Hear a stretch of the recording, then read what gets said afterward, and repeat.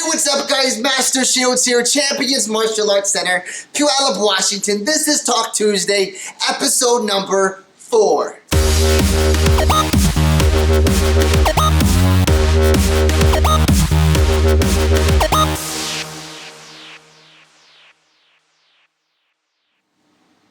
On today's show, we're talking about lying, whining, and Girl Scout cookies.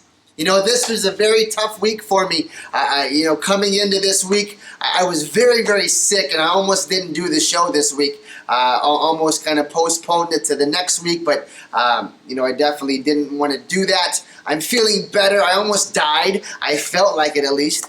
And luckily I didn't, and I'm here, so I can do the show for you guys. This is going to be a really fun show. We have a lot of questions. A lot of questions have been pouring in over the course of the past couple weeks, and we're just loving the response. We're loving the popularity the show is gaining. So first and foremost, thank you for that. Thank you for watching each week and submitting your questions. This is a very fun, exciting experience, an awesome opportunity to be able to interact with everyone and dive into some great substance. So today's show is really fun. We have 3 great questions, and so the first question that we have is all about whining. The question came in, and it was, how do I deal with my kid?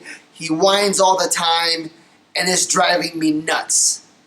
We've all been here. We've all experienced that. We've all had some sort of something like that has kind of had us pull our hair out, for example. So how do you deal with kids that whine? What do you do? A lot of times parents just have no idea.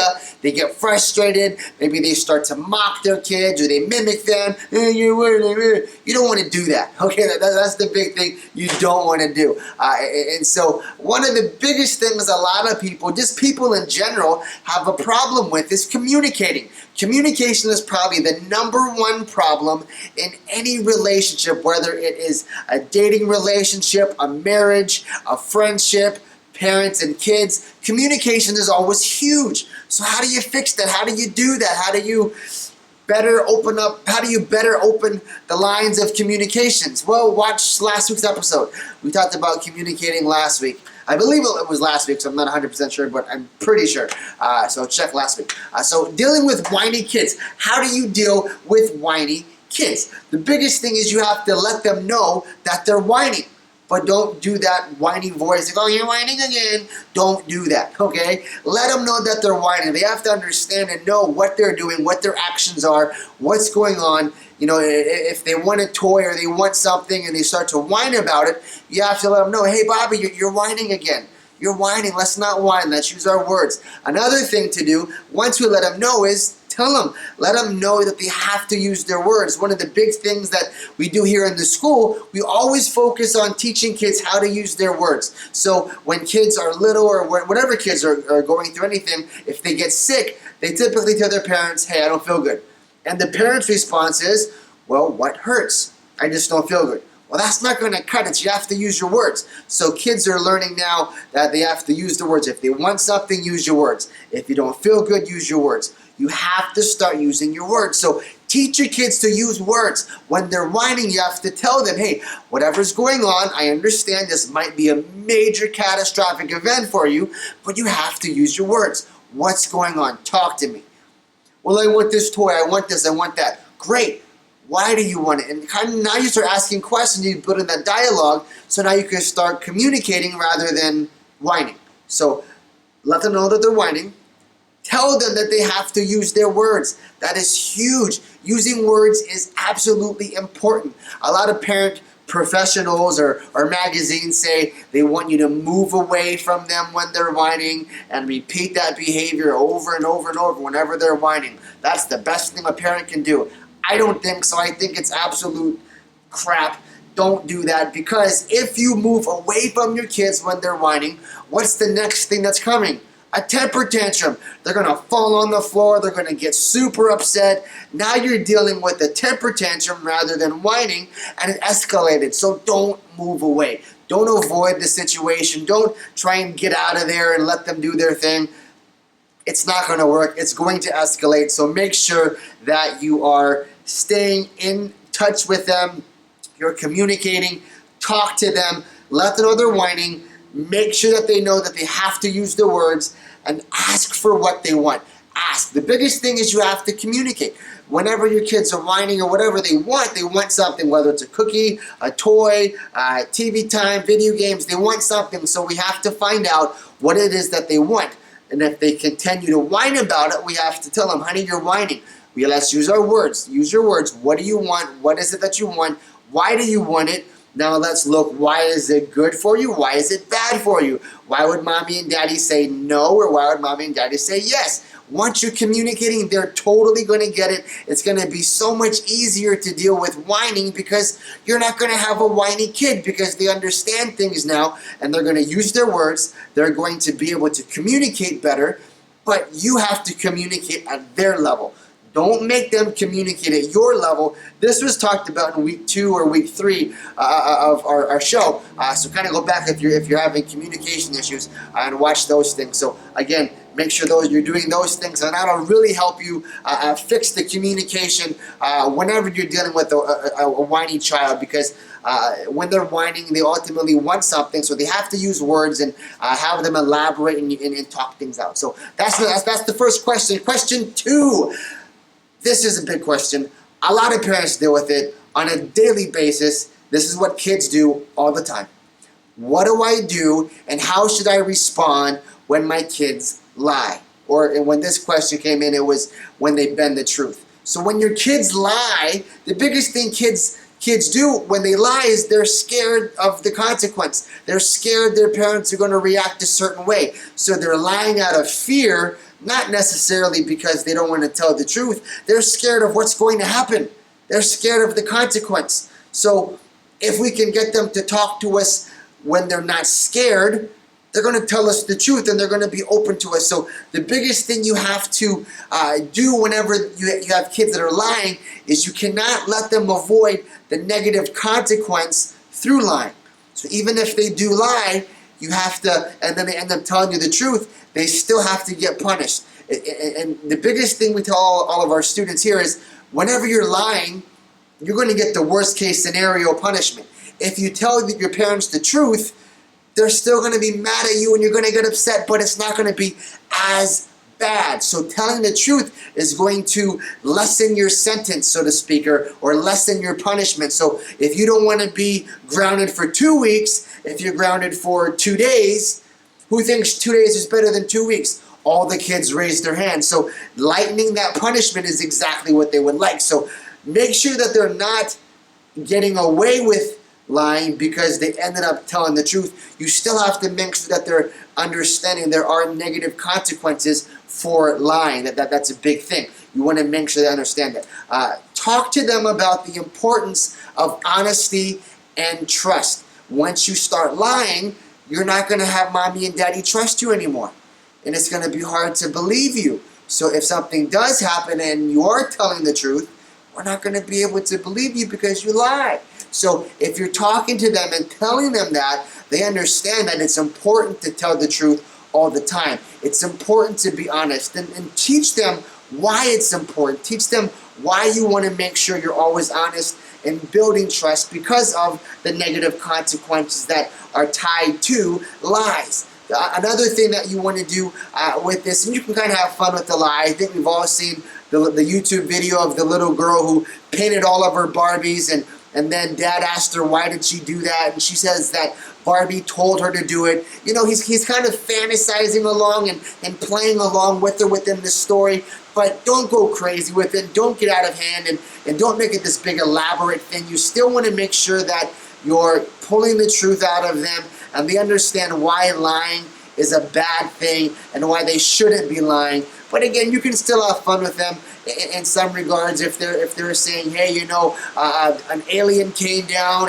and stole my homework and that's why I didn't do it. And you can kind of play along and say, really, you know, what did the alien look like and how big was their ship? Did anybody else see it? Where's the news team? Why is King 5 not here? You know, you can kind of play along and have fun with it, but again, don't go crazy and don't go overboard with that. So another thing is, make sure lying does not achieve their goal. So if they get away with something because of the lie, they achieved a goal. So make sure that lies are not achieving goals that they have. It's not going to help them. It's not going to be beneficial for your relationship, for them long term. So make sure that does not happen. Encourage them to tell the truth all the time. If you start having them tell the truth more often, it's going to help them ultimately be a better person. It's going to open up the communication lines with you and them, and it's going to help them in the long run. So the last question that we have is a very fun one. This is kind of an off-the-wall question that we had come in. Normally all of our questions are, confidence and how do I deal with discipline issues and things that way. This question is all about Girl Scouts and Girl Scout cookies. The last question we have is, how do I help my kid sell more Girl Scout cookies? And so this was a really fun question. I think it's great because I think everyone is doing it wrong. And if you sell Girl Scout cookies, or you have a daughter who sells Girl Scout cookies and you just got offended because I said you're doing it wrong, I apologize. But hear me out. So everyone does the exact same thing for Girl Scout cookies, and it's probably in some sort of a handbook that says here's what you're supposed to do. Everything you're supposed to do is put up in play by someone who does it better. They want to give you the basic outline. Think of every single company you've ever seen. There's a basic handbook, a basic idea of what you're supposed to do. If you've ever sold products, or you've ever been a part of a multi-level marketing company, they all tell you to do these few things and you'll be good. You're not going to be great like the multi-millionaires in the company or the big top dogs, but if you do this, you'll be okay and you'll make a little bit. Well, you want to make a lot with this question. Apparently, this parent wants their daughter to make a lot of money, get a lot of sales, so don't do the same thing everybody else is doing. You walk into a store, and what's the first thing you see? Girl Scouts, and they're asking the same question. Do you want to buy some Girl Scout cookies? No. Do you want to buy some Girl Scout cookies? No. Thank you, have a nice day. And it's the same thing everywhere you go.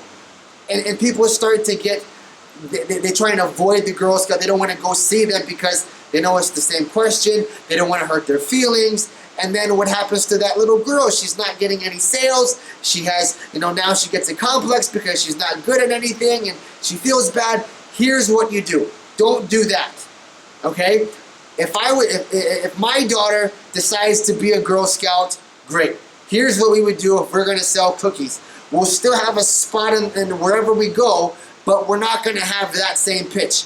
As a parent, I think you should buy at least 10 boxes of cookies. Buy at least 2 to 3 boxes of each of them, each of the flavors, and that's going to be your investment into your child. So from there, cut them up into fourths. You take a cookie and you cut it into 4 pieces. Put them each into little cups, like cupcake cups, and now you have free samples. When you go to Costco, what happens? And you walk around and you taste honey glazed ham next to the meat department, and it's warm and it just tastes amazing, and you're hungry. Wow, this is so good. I'll take 2 of them.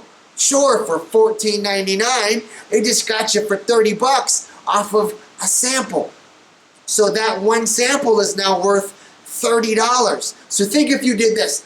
You have your stand. You've invested in those boxes of cookies. You're in front of a place that sells food. So if I walk into Fred Meyer, I know I can buy a bag of Oreos for $2.99. Why am I going to spend $3 to $5 on a box of cookies when I can get it cheaper inside? Because you're smarter than me. You have a free sample. I'm hungry. I'm walking into the store. We all know that if you walk into a grocery store hungry, that's the worst thing that you can do. But most of us do that anyway because that's when we think about getting food. Hey, I'm hungry. Let's go grocery shopping. Simple, right? So you take every cookie that you have and you cut them into fourths. And you have a ton of samples. Instead of asking, do you want to buy some cookies? Would you like a free sample? Simple. Free, sure, yes, boom. And then you're going to have a flood of people at your table, at your booth, trying free samples. And guess what? They're all hungry. I just had a Samoa. This tastes amazing. I'll take 2 boxes. Oh, a Thin Mint. Yes, I'll take 3 boxes. These are so great. Simple. Instead of asking for something, give them something. You've already invested in those boxes. You're not going to eat them all. So why not make them worth something? So now if you just sold 3 boxes of cookies to that one person who probably was not going to buy a box from you, you just took a small, tiny sample and you made it worth 3 boxes of cookies. Think about it. You can make so much more money for your kid if you invest in those boxes and you create samples, ask different questions. You know for a fact every other Girl Scout is going to ask, do you want to buy a box of cookies? Do you want some Girl Scout cookies? No. Do I want a free sample? Yeah, of course. Heck yeah, right? Everybody loves free samples. You walk around any store, here's some free Cheerios. We all know what Cheerios taste like, but you're taking the free sample because it's good and you're hungry. And guess what? You have a higher chance of buying a box of Cheerios because you just had Cheerios as a sample, right? So think about that. Try that. Buy 10 boxes of cookies from your kid. Cut up some samples, put them in cupcake cups, and give out free samples. You're going to see a bigger return, and you're going to sell a lot more cookies because people like free stuff, and when they're eating what they want or what they like and enjoy, they're going to buy it. Simple. So try that. Hopefully that answers your question on how to sell more Girl Scout cookies. So those are your three questions today. Hopefully hopefully we answered all those questions for you. Submit your questions for next week's show. Number one way to do it, you can email me at mastershields@championsmac.com. Number 2, you can Facebook me. You can Facebook comment. You can private message me personally. You can message Champions Martial Arts Center. You can tag someone that should watch a show and then they can ask a question. You can send me a tweet. You can Snapchat me. On Twitter, my handle is mastershields. You can Snapchat me a question. I love those. We'll start integrating some of the Snapchat video questions into the show and into that, so that'll be fun. So again, Snapchat me a question. That is Eric Shields 253 on Snapchat. You can email me. You can ask me in person. However you want to ask your question, go ahead. I'm super excited about answering them. I look forward to each week's show. Now that I feel better, I'm happy I was able to do this show. I'm glad that we didn't cancel this week's episode. So until next Tuesday, get your questions in. You'll ask the questions and I'll answer them.